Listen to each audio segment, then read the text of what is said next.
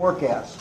Now, she has done a lot of presentations, so she's not a rookie, so don't boo at her and throw things, you know. She's really going to give us a lot of information. Her expertise is in workplace engagement, of communications, leadership, and development, and community involvement.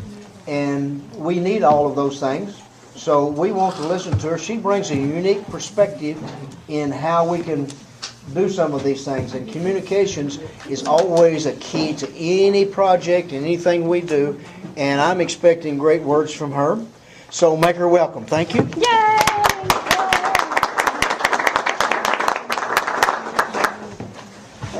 Well, I do hope that your expectations aren't met. You don't tell me. I don't really want to know. Let me see if I know who's here. Just Bruce and Renee, Davey, Kim, Tim, Robbie, Scott, Bob, Carrie, Bobby, Lee. He was there. Where's Chris? Look at that. Darlie's still here. Oh, there. Okay. TJ, Courtney, Bonnie 2. Bonnie 2. Or should she be Bonnie 1? Bonnie 1. Bonnie 1. Okay. And John.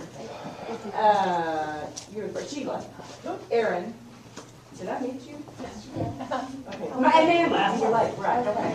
And Ron, Kathy, Clinton, Renee, David, Tim twice. I met Tim twice. When I saw his face, then I realized I already met him.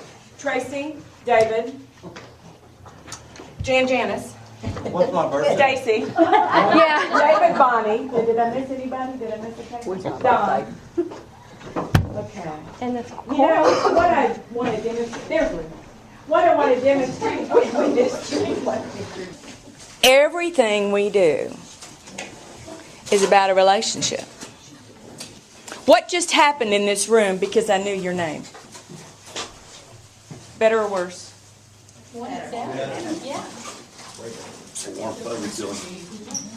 So is it worth it to try to remember? You know, I love people when they say, well, I just can't remember names. Stop trying hard enough. It's a thing you just do. There's not a trick. There's not a memory technique.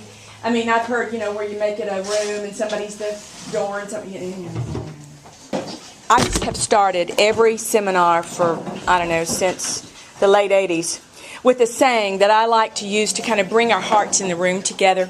And it's an ancient Sanskrit saying, so you could probably go out and look under ancient Sanskrit. One time I gave it, and one of my participants was from Marriott, and they actually had it. He had it in his pocket. He had a pocket card of it, so it must be really good. Anyway, it's been really good for me, so let me start with it. Now is the beginning of a new day. God has given us this time to use as we will. When it is ended, let's have made it. Gain, not loss. Good, not evil. Success, not failure. That we not regret this time we have spent together. We have a few moments together. Are we ever going to get these moments together this way again? No. So just kind of soak in. And let's see what we can figure out about community involvement. And I will tell you, it's something that you probably haven't thought about before. I hadn't thought about it. It had to be shown me, and I'm going to give you a little bit about that story. And so you'll know where I'm coming from. Before we start, each of you has in front of you an agenda. Oh, Bonnie, what did you attach to this? Now I have to talk about it. Okay, May 5th, multi-chamber event. Okay, you have that. And then you have a brochure and a one-sheet. This is about the program I'll give you a snippet of, but for more information, I'll just refer to it. And then I gave you a handout with my card on it. And if somebody wasn't here and you say, well, she was basically talking about, I gave you a key quote that I will not use, but kind of takes us where I want to go with community involvement. And then a couple of key questions. This isn't a seminar outline or anything like that, but just to give you something to take from here to help you tell the next person, because I'm guessing all of Bowie is not here. Bonnie, is that right? Yes. Okay, so you have just become a messenger. I started my professional life as a teacher. I taught English, speech, drama, and journalism, depending on the year. And then I thought, I want to be a principal. So I got all the education to do that, and I started my principal internship and went, I don't think this is for me, but I'm not sure why. And I really kind of had to be pulled away from high school teens, because I love teens. There's an age group you love. With some, it's infants. With some, it's elementary. With some, it's junior high. Oh, Lord, I started there. Don't ever take me back there. But anyway, and with me, it's high school. But there was a missing piece. So I thought, well, I'm going to go out in corporate America, see what that's about. So I went into Cubicle Haven and was in a national account representative for a meat manufacturing firm. Wasn't it you, Sheila, that said your dad was a butcher? So we were talking meat cuts a little while ago. Man, I did it. And I would take people through. It was in Fort Worth called Standard Meat Company. And I was sort of the Vanna White. As an account rep, when national accounts would come in, like Boston Sea Party, Steak and Ale, Bennigan's, and some of them have met their demise at this point. But anyway, as they would come in, they'd want to see our state-of-the-art meat manufacturing plant. So I would don white hat, one of those lovely nets, ladies, did wonders for your hair. And those white coats and those big old sloppy galoshes. And I would plod through, the plant, and I'd say, and this is our what machine, and this is that. Well, now, it's funny. You couldn't hear what I was saying because of the machines, but I was loving hearing myself. Nobody else was, but I was having a really good time. And I thought, whoa, what's the message here? Then we had to open up a whole new branch of the business for distributor sales. Fast frozen, never been, fresh, fast frozen, great stuff. With PYA Monarch in South Carolina, I remember we went first. And when we opened that up, they said, well, we need somebody to give the presentations. Well, my hand just goes when it goes presentation. You know that thing for you that's the same way? And I was like, okay. And I was in front of these people, and I was talking about the carcass of an animal. And again, I was having a really good time. And I thought, but there's something wrong. There's the meat of this message, pardon the pun, just isn't what I need to be. But I was beginning to see a place for these same skills in corporate America. So I got a realtor's license. And I started being a realtor in northeast Tarrant County. I was living in Euless at the time. And I got in the Norfolk County Board, and of course I volunteered to do what? The programs for the breakfast committee and the lunch committee and whoever else. And I was like, boy, I think this is working. And I began to leverage my time and figure out how to get clients. And the next thing I knew, I went to a national speakers meeting. Those associations, they're so valuable. Because I went to that meeting and went, oh my gosh, these people are just like me. I found home base.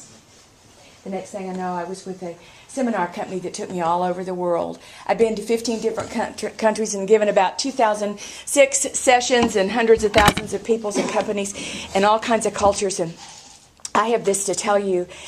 The world has changed, but people really don't. And that's really what I want to get to today. I've seen it from a lot of views, and then I realized I'd been designed, I'd been made for something else, but I wasn't sure what it was. I mean, I was having a good time, I was giving these presentations, I was going all over, woman, early 80s, I'm old now, but I'm still doing it. And I was still having a good time. But there was something else. Well, my dad began his trip to heaven at the end of the 90s. And he died 2000, and in that process, my mother needed me home. And I just couldn't stand it. I just started substitute teaching in Irving, as a matter of fact. MacArthur High School was the one I did the most. And I got my fix, kids. And I was like, gee, this is interesting. And then when he died, I got back on the platform, and the assistant principal, people say golden things to... She said, Sandra, where have you been? We've missed you. I said, well, I'm back on the speakers deal now. My dad's gone, and I'm back on traveling. She said, well, what is it you teach about? And I said, and out of my own mouth came what I'm going to tell you today.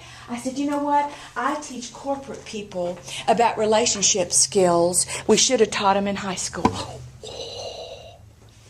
I felt it. Ooh, gives me chills. I felt that moment. That was in 2000. In 2001, I began working on my 501c3. In 2002, I started my first talk group at Trinity High School, Euless, Texas. Was there 7 years, and we've spawned everything from there. And I'll tell you what, I don't know what's next, but it's so exciting I can hardly keep my breath. Because I'm here talking to you today. And I'm bringing this to you today. Can you believe that? I mean, I just think that is an amazing thing. What is the next big thing for Bowie? I don't know, but I hope it involves us. You know that song from, gosh, I don't want to sing after all that wonderful music, Tom. But, you know, I do kind of throw it out there every once in a while. Remember Bye Bye Birdie? Remember that musical? Am I dating myself too far back? And they said, kids, what's the matter with kids today? Da-da-da-da-da, kids. Well, I think every generation has that song. And we ask the question, and we have all these suppositions, and we may have kids, we may know people who have kids, we have kids maybe still in the house, we have kids that have already gone out, but we're still, what's the matter with kids today? Let's answer that. Nothing.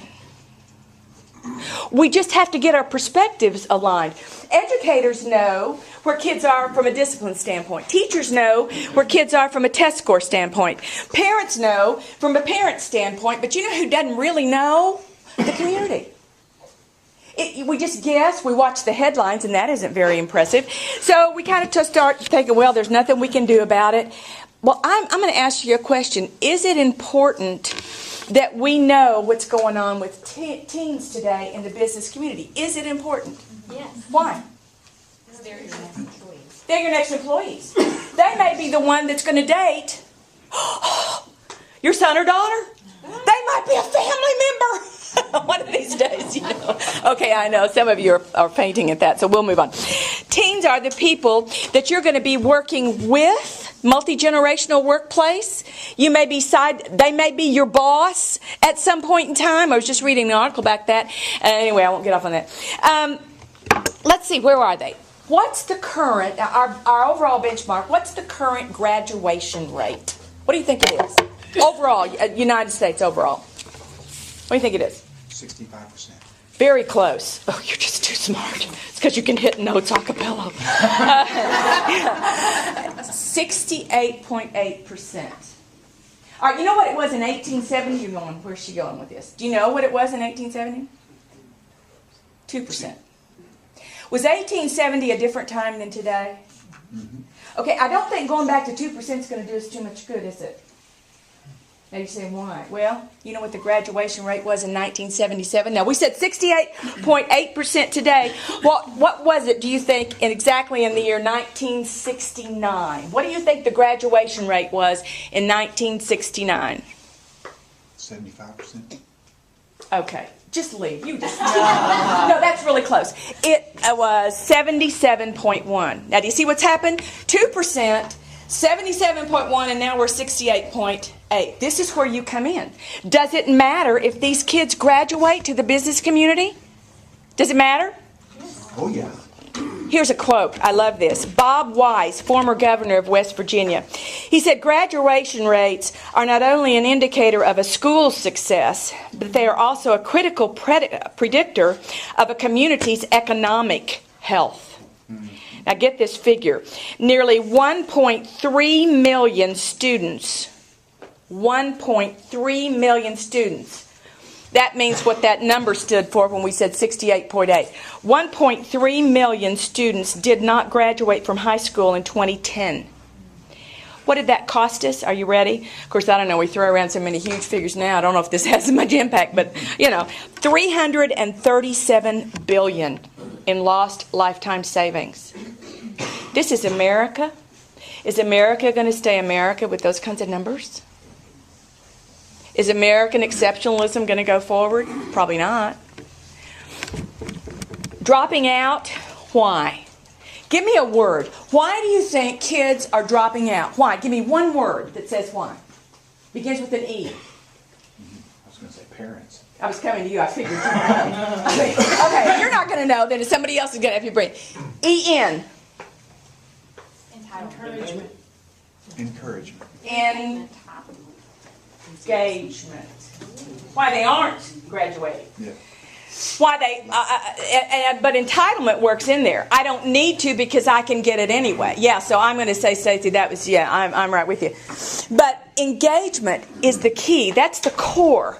At an engagement level, remember Maslow's hierarchy? Do you remember that? Remember we talking about, you know, the hierarchy that first you survive, and then once you survive, then you can get beyond yourself and build self-esteem, and then you can be self-actualized and all that. You just had it, I'll bet. David's just going, I had it. Human beings will engage in something. So if it isn't high school, what are we seeing them engage in? Drugs. And, Sex. and, Crime. and, Crime. and, gangs, you know, you just name it all. What if, now let's test it a minute. I've got enough time, I think. Let me test it. I said this a minute ago, I want to come back to it. What is it for you that when somebody says, I need a volunteer, you go, and you always have? Now go back way before school, way before anybody was telling you anything about a career or how your life was going to play out. What's that thing that if you could do that, time flew? And I'll tell you what it was for me. It was reading, taking notes, and talking to people about stuff. Now, interesting, flip forward to what I just told you where I've been. What do you think I did most of my time on the speaker's trail? Sat on planes. And guess what I did? Reading, talking about stuff, keeping abreast of what people were thinking. That's my thing. It always has been my thing. Okay, I just lose. My mother used to worry. Something's wrong with Sandra Ann. She'd rather read a book, sit and eat an apple, and chat with you, than go out there and do that. I'm worried about her. She's a loner. Yeah, I'm a loner. But it's okay with me, you know? What is it for you? Now think a minute. Now I want you to turn to the person next to you and say, yeah, my big time vision was always that are you ready? Just blurt it out to somebody close to you. Get ready, set, just turn around and say it to somebody. Go.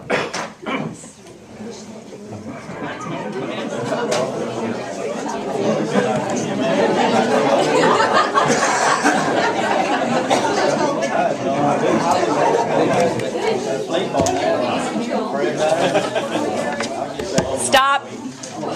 Did you notice what just happened? Begins with an E. Mine was But what were you, huh? Mine was a C. Well, David, I know. I didn't mean your thing. I meant what happened in the room. What happened in the room? Engagement. Gotcha. Now, how did we get there? You were talking about what? What we were interested in doing. What I thought? You mean I don't have to tell you something to tell you to get engaged? You mean if you think that has anything to do with motivation? Do you think that makes things relevant? If you have at the top of your mind, what would life be like if you were always focused there somewhere based on what you're doing or what your hobbies you're doing? What would happen if our kids knew that was their direction and maybe things would fall in line and be relevant? Maybe school would become relevant? Oh my stars, are you kidding? It's a different world today. We're hit with a lot of stuff today. Our culture has changed a lot, but let me tell you what hasn't changed. What we call StrengthBank. Everybody came, including little Darlie there. Everybody came equipped with a bank of strengths. That's where we get StrengthBank. Clever, huh? Bank of strengths. Equipped. That's your personality, your talent, all those things. Equipped. And we use the definition for StrengthBank. The kids learn this. It's the plan for your life that will prosper and not harm you and give you hope and a future. Engagement comes with hope. Well-being comes with hope. If I know there's something for me, maybe I don't have to do all these aberrant things to figure out I'm okay. Every human being needs significance. Every human being came with one. We as a community, we're like, well, how do we tell kids? We try to encourage them. Okay, you have to get specific. In a very simple way. And that's what the program is about. It's about, and I love this as I read about community involvement, how people are bringing in similar programs. But no, I say similar, nobody's really similar. We're about getting a group of teens, a talk group together with one of you guys, people in the community, to mentor in a specific way with it, follow an outline. So that by the time they graduate, they've had 3 or 4 years, depending on your high school, talking about their hope. It's amazing what happens. Over my 7 years in Euless, I would see seniors when they'd graduate, they didn't realize it, but they had learned to mentor, i.e. parent. Oh my goodness. because they'd learned to listen where everybody else's strength bank was, and it was cool. And they, as a group, bonded. So each year, when the senior was graduating and the freshmen or sophomores would come in, it was like this experience. I can't even explain what happens. They don't have any training for that. We don't have relational training, do we? We just don't. But if you get in there and you talk with them in a specific way, and you start with, so specifically, that thing. And some of them will pop off of you and they'll say things like, "Oh, I want to be a garbage collector." You know, I say, "Oh, well, hallelujah, I'm so glad somebody's big thing is to handle the garbage because I need mine handled." Mm-hmm. And then they go, oh, wow, they change. Kids are marvelous. They're marvelous. Some of them warm up faster than others, but they're basically marvelous. They have it all in there. Dr. A.V. Strong. Now, I love this. Dr. A.V. Strong is a guy who was in a gang, and then he got out of the gang, and then he got an education, and now he's Dr. A.V. Strong, and he's a gang expert. Now, just think of the journey there. I just think that's pretty amazing. But he says this recently in an article, November 16th, 2007, from South Carolina. He said, "This is a human problem. It is important for communities to reach out to young people and offer them a sense of belonging." Engagement. Strong said the responsibility for helping children steer clear of gangs and other aberrant behaviors is the community that needs to get involved with the school and the community to mentor children and make positive difference in their lives. You know what the word mentor really means to me? Listen. Relate. Yeah, but relating is listening. It's listening first. It's not this first. Now, educators have to this first because they're getting information across, okay? But what about if one time during the day, twice a month, for 45 minutes, those kids were lifted up with, "Whoa, there's a purpose for me, and I just realized when I go into English, that's not going to be my strong suit, but that's okay, I can get through it because that graduation, that diploma means something to what I'm going to be because they've been talking about it twice a month ever since they got in high school. Specifically, with each other, all kinds of activities. We've got to take our communities back by taking our children back. If you do nothing, nothing will happen. Then I love this. I love it when research confirms what we're already doing. You know, I don't really need the research. Love works. Do you know that? You know, but the research, got to have the numbers, right? Gallup poll, God love them, came out and they did a poll. It's their first student poll. And they, in 2010, now remember, I've been doing the talk groups since 2002. I was there at Trinity. This came out. They started measuring the human things: hope, engagement, and well-being. They framed what we were doing in the talk groups because what we engender is hope, engagement, and well-being. Say that with me. Hope, engagement, and well-being. That's the foundation of any success. I don't care what it is, monetary, big building, doesn't matter. It starts there. You have to be engaged in it, and they have to have some hope that will happen. Now get this, the poll said that more than 1/3 of students surveyed are struggling or suffering. But nobody's talking it out of them. They just suffer in silence for the most part. Some of them come in and they won't open up at first, but eventually they do, because their peers have. And 50% are not hopeful. Who would have thought American kids would not be hopeful? This is America. What are you talking about? But I'm telling you, times have changed. We can make a difference there. And that's really where the program came through. Community mentoring, community involvement, and when I talk about mentoring, I think I've said it, but let me be real sure. People think, "Oh yeah, Boys and Girls Clubs and all." Listen, they do great stuff after school and one-on-one. That's not what I'm talking about. I'm talking about showing up where the kids live. And right now, that's high school. They're almost ready to go out on the streets. Show up in their day. There's a psychological difference. Because all day long, what do you think a teen is hearing? They're hearing things like, "Be better at this, do more of that. Well, you didn't fail that, you didn't pass that. You won't get anywhere if you don't graduate. You'll need to do this later." Well, why were you picking at him? What caused the problem? And do what I tell you to. Just do what I tell you to right now. Please. But what if twice a month you came in and just said, "Now what's your strength bank?" And they said after you, "It's the plan for my life that will prosper and not harm me. Give me hope and a future." "Yeah, right. And what is it you want to be?" "Well, I said I wanted to be a chef, but now I think what I want to be is a dietitian in a hospital." Woo! They all know, folks. We all know. You knew when I said spill it, and I only gave you 3 seconds to come up with it, right? You spilled it. But doing something with it beyond just play-like. By the time you get out of high school, if you've gone through talk groups, you're focused there. We've given you ideas. We've showed you how you need other people. Nobody makes it solo. We've taught you how to relate to people. One of the girls, if you go out on the website, one of the girls says, oh yeah, she said, if we hadn't had these talk groups, she says, some people in this room I'd have never even talked to. They'd been together in groups for 9 years before I ever came with this program. They didn't even know each other's names. Did not even know each other's names. Guess where we started? Just where I started with you. It reaches a place in your heart. I mean, come on, folks. It's the simple stuff. And it's like, oh, they're too sophisticated. No, they aren't. And we fold in snacks because when you sit down, tell me that having a free lunch wasn't part of why you came today. And Carol and Tom stayed. Did anybody else?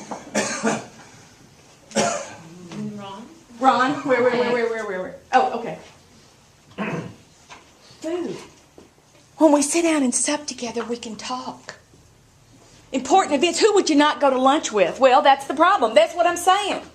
How many? Look at the high school shootings. Have you ever noticed how many happen at cafeteria time? They don't sup together. They go in there to gang up, to get in their cliques, or to make fun. It changes when they know everybody has a direction and they have a direction. The engagement comes very individual, very specific.